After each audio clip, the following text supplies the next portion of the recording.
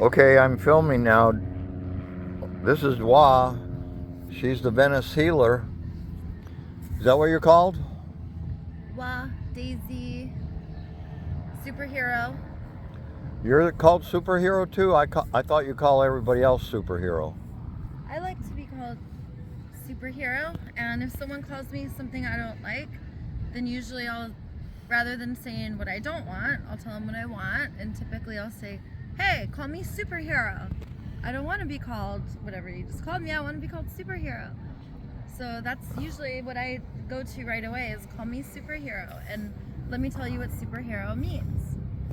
Superhero is an acknowledgement of an integration stage, which means superhero means that I'm not using my power over, I'm using my power with. I'm not a human anymore, because with incredible power comes great responsibility. We're microorganisms living on a superorganism, yet we have incredible power to meet the needs of the whole entire planet, to give every single organism with the intrinsic motivations that arise within us when we witness any being in need. When we use those energies and honor our willingness and capacity and create from there, then it's inspiring and wonderful and beautiful. And what we see now is humans giving from a place of coercion. What we need is superheroes to shift. And I call this higher self, this potential that we have, this possibility that in every moment, every time we are in any type of energetic exchange in any relationship, it is possible to give from this beautiful place, making life more wonderful instead of playing another game, playing who's right or wrong, who owes this or that, who should or have to. It's just shifting from fear to love. So that's what a superhero is. Okay, and let me ask you a bunch of questions that my audience want to know the answers to. So let's start out with, how long have you been in Venice and where did you come from? I've been, well, I use time and space to create. Wait, go to the question. How long have you been in Venice? So time is not linear. It just helps us to identify certain points. So I think you're wanting to know my superhero origin story. Is that what you're asking? Yeah. How long has superhero been in Venice?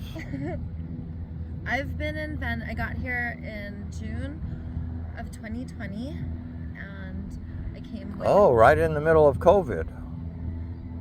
I was coming out of a year and a half Vipassana, where I basically, was when my awakening got triggered, I moved into solitude, and I was devastated. I was a broken woman, And why was that? I mean, I can't even talk about my kids without falling apart. Well, let the people see your emotions. That's okay. Oh, trust me, they've been seeing my emotions on this beach. See, what the people online don't know is I've been spending almost 4 years being really vulnerable and sharing all my emotions. Like, I came here screaming and yelling at the cops, telling them what was wrong with them, because that was the language that I spoke. And I came out here. Okay, but wait, let's go back to why you were broken. In July 21st, 2018, I went out on a date, and at the time I was dating a Nobel Prize winning doctor. I had a $8,000 a month allowance, and I was getting $13,800 a month in child support, and I was basically interviewing another guy, just like Melania Trump. You basically ask for an allowance, which is like a salary. So I go on this date, there's $2,000 in an envelope. This is all in the police report. So he gave me $2,000, we go on our date. After our date, we got in kind of like an argument, and then he takes the money back from me, and it was like this. I got so upset that I called the cops, and the cops came and arrested me for prostitution. That's not what it was, because sugar babies who are smart, like me, you don't land famous lawyers, and you don't land like the 10, 12, 14 grand a month by just giving it away and selling it like that. You get the guy to have skin in the game, and you get a relationship. From the time I was a young adult, I never really wanted to co-sign to market economy. I worked in restaurants for a really short time. So basically, I was numbing out my primary addiction, which is market economy. Market economy that tells us we gotta prove our meaning and worth. It tells us we can't be part of a tribe and be in relationship and interdependence. And when I learned about the frame of domination and that there's a whole other one, partnership, it's like, it's not go get a job. That's not the only option.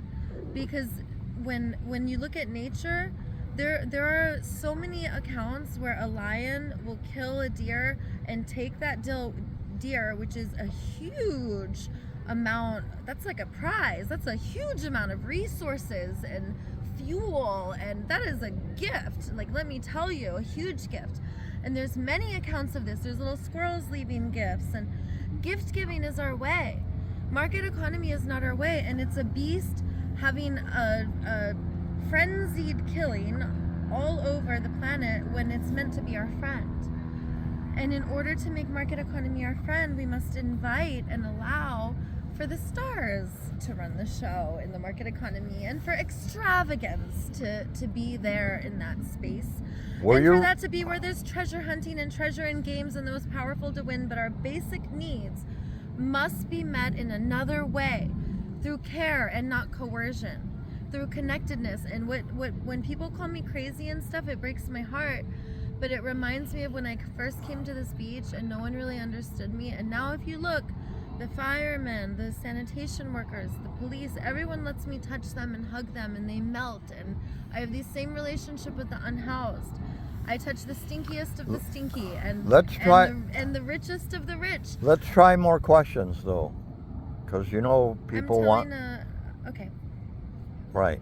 Okay. So you came here in 2020. You had a relationship with someone. Was that a marriage, or was it just a relationship where you were making $18,000 a year? No, a month.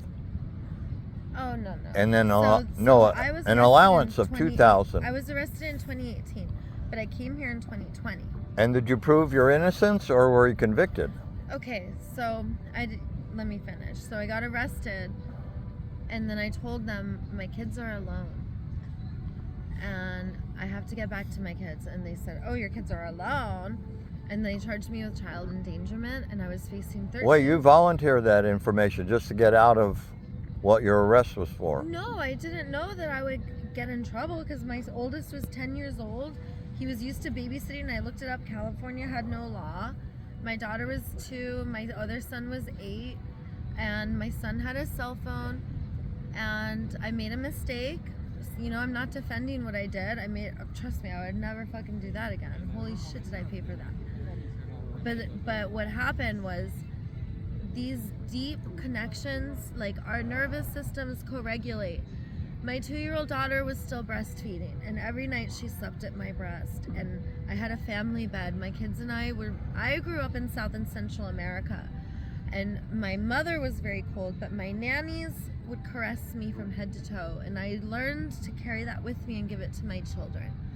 And I was a very affectionate, loving, devoted mother. I spent all my time with my kids. I had my 14 grand a month, my 8,000 from my benefactor. I had an Airbnb. I was making 15 to 20,000 a month on this huge property. It was my 5th property that I was owning. Was that here somewhere? Yeah. And I was a boss, and I lost my kids, and I couldn't do anything. I let everything go. I was broken. I got sober 12 days after. Anyone who looks at me and is like, she's on drugs, I'm eccentric, because I'm hurting. Because every day I mourn my living children. I go to Orange County every week, unless for some reason I can't get a ride, and it's expensive to Uber. But I go every week, and that's why I have 9 warrants for my arrest. I call them the 9 noble warrants, because my own family calls the police on me.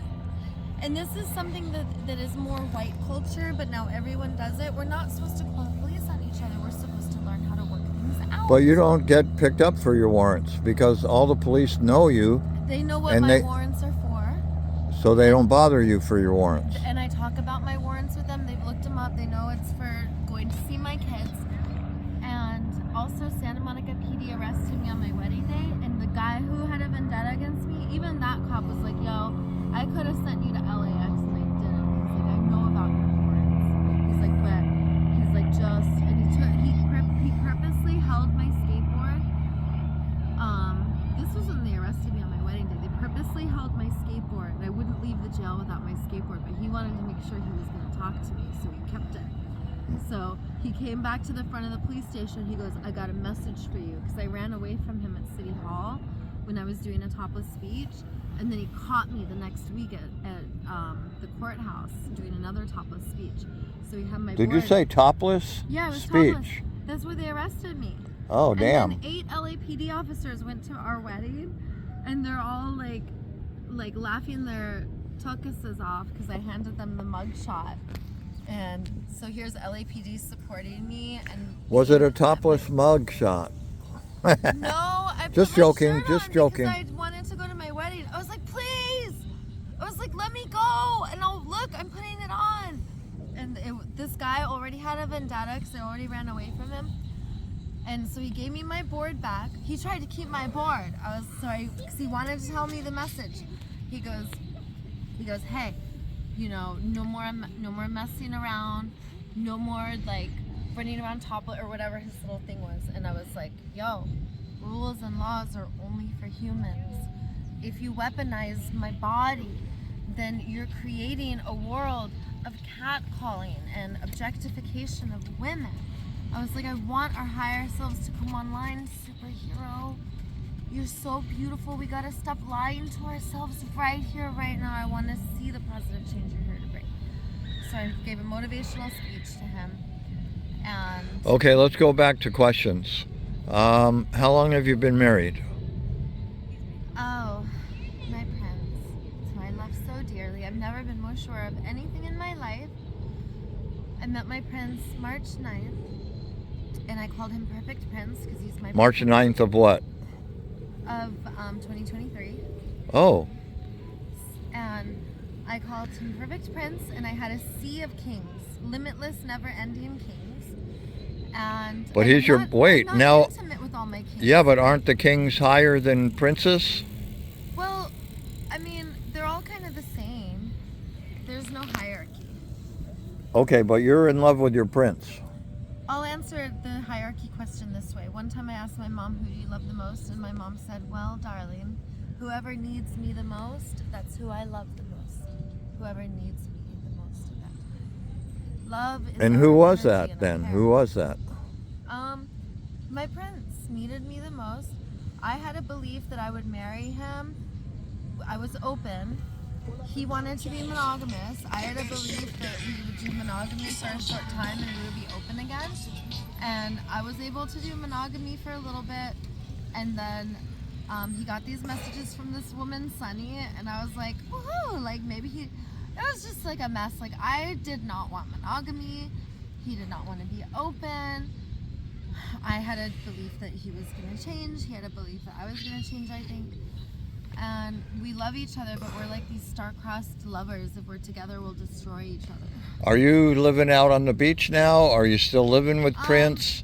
So Prince, What's your situation? Prince has retreated to one of his palaces in Palm Springs. The Perfect Prince has many palaces. Oh, so he's not even around? Oh no, he's surrounded by family and friends. My prince is a shining prince indeed, and he needs his glorious healing. So he's engulfed in layers of love, and I know this even though he's ghosted me. He divorced me on a text message. One single text message did not give me a response. Well, you're not divorced on a text message. He did not call me, did not answer my calls. So I have been loving and releasing my prince, and I'm in just a world of pain. So I've been doing my meaning and purpose, and doing a lot of service. And the universe, when it tells me something, it's always right. And the universe told me that to just trust and to keep just doing what I'm doing, keep going to see my kids. When I show up, if they ask me to leave, that means they only want me to go for 5 seconds. Maybe next time I could go for 5 minutes. And, How long have you... and I wait patiently for my prince, but in the meantime, I'm taking care of myself. I'm open. My kings are coming back to me, and the kings who I was not talking to anymore, I'm opening the door again to. But right now, I'm mostly in service. Mostly, I've been in service. Tiny homes. I'm doing compost toilets, and I'm going to be doing gardening again soon. I'm going to wait a little bit to do the gardening. How are you being supported now, or are you being supported? So I'm living in Prince's apartment, and he's given me till the first week of February, and I'll be out of there before then. And then what? Where are you going to go? So I'm going to have a village of tiny homes. Right now I have 2. I'm going to build my tiny home tomorrow. And Well, they're almost complete, aren't they?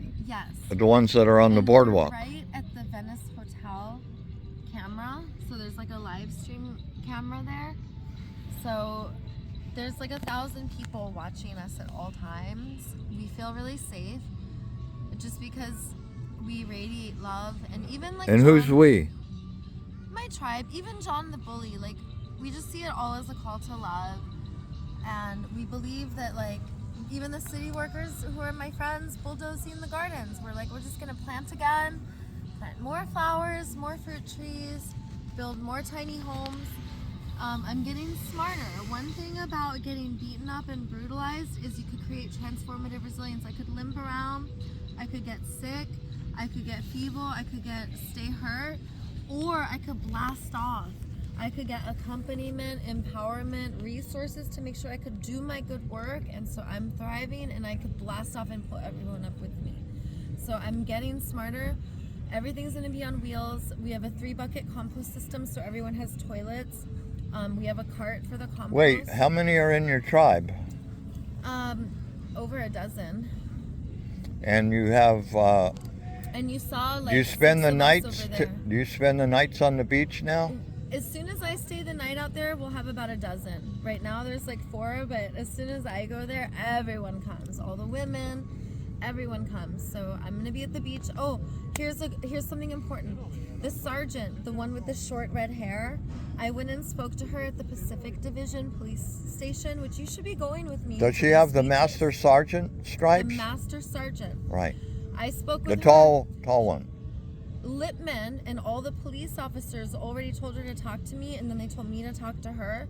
They're gonna get paid to do community outreach, and we're gonna have a women's circle and a men's circle every morning and every night, starting the first week of February. What's with the circle? February 5th is the date, the start date. And basically these magical, mystical healing circles, I've been doing them for 3.5 years, and I've been watching amazing transformation on day 1. So there's only 2 things. Ready? Number 1, you are lovable no matter what. No matter what your step 1 is, what stage of learning and growth you're in, you're lovable. Number 2, can't get kicked out. Ever, ever, never. Always belong, no matter what. Lovable no matter what, belong no matter what. Those 2 things. When we have these 2 components, people heal, they get clean, they get sober off drugs, they find themselves. Slowly they give up caffeine, they don't want to do this, they don't want to... When we meet needs, and those are the 2, like the most important. We just want to know we belong, we're loved. Then we need to know that we matter. Then we need to know a and a deepity. And you know what I think about, of course.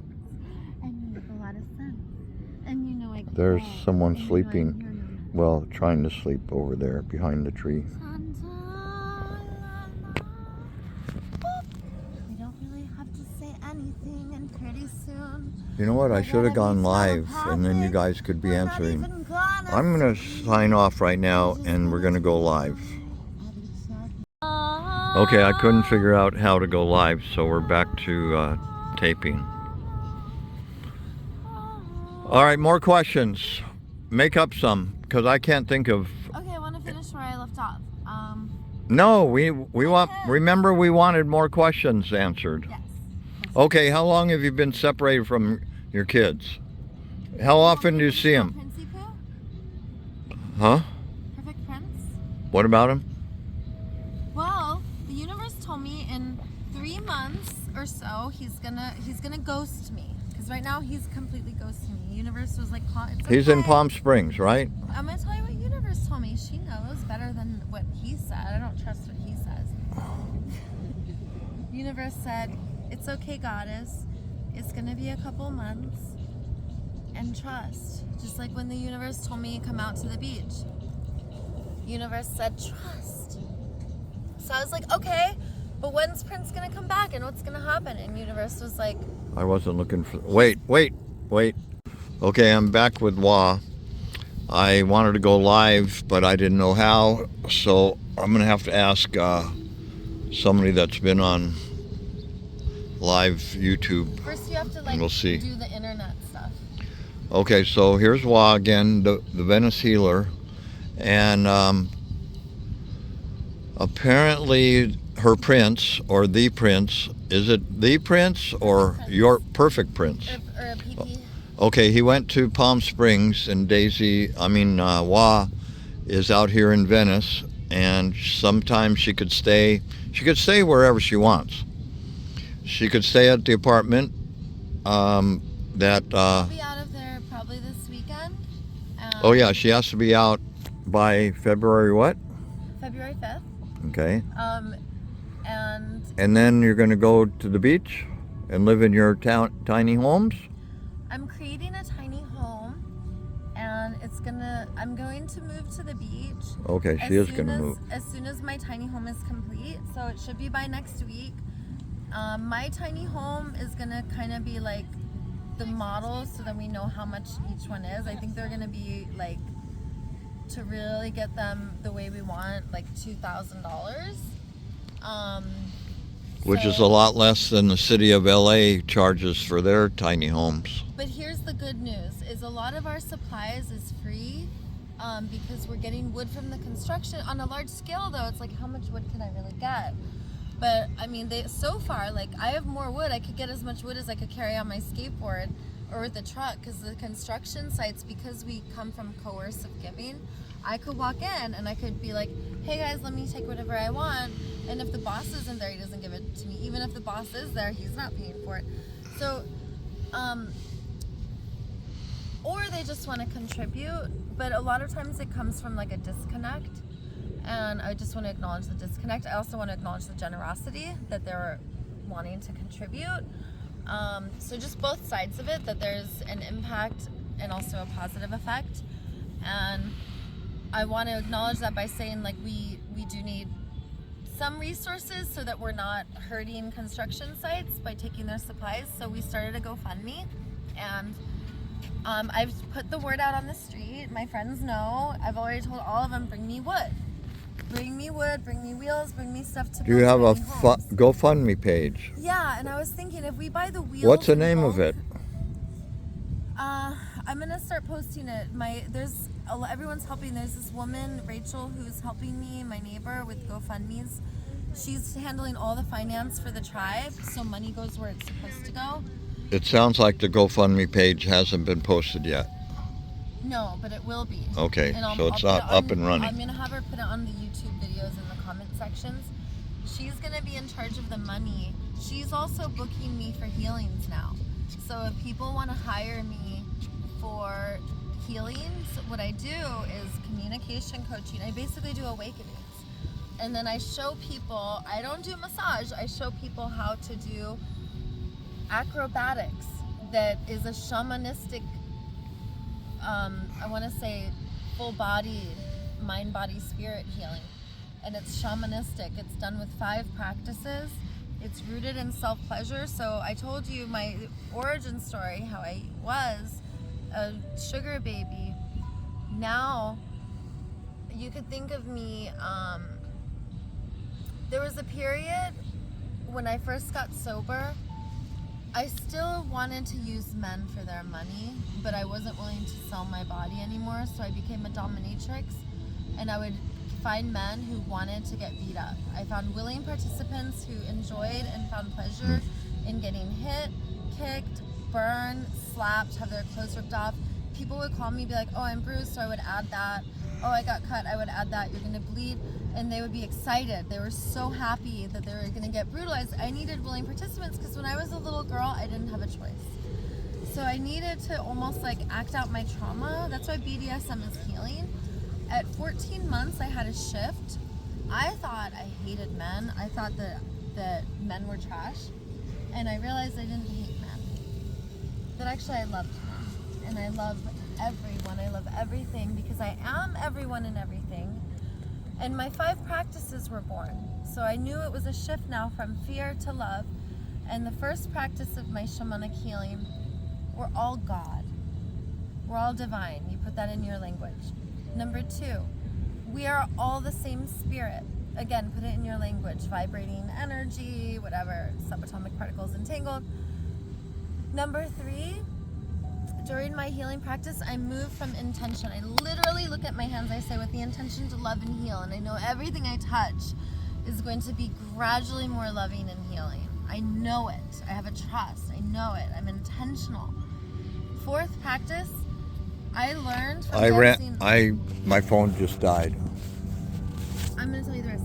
I learned from dancing on bodies that the root, the coccyx bone, the tail, that is our root, that I can put all of my weight and stay there all the time.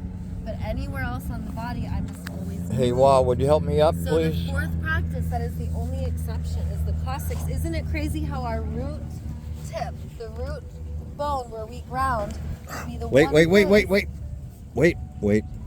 Of course. Thank you. Would be the one place, the root, which is our grounding, our root chakra, would be the one place where we can ground in and stay a long time. There's an art to dancing I gotta on bodies charge and my phone. healing. I gotta charge my phone. What, do you want me to attack That you? feels good. Ah, I didn't have my lunch. He's too delicious. Okay. He's so lovable. I love you. He's so delicious. I love you. You're so nutritious. You must have all your vitamins. Let me charge my phone. Ah, delicious. Oh.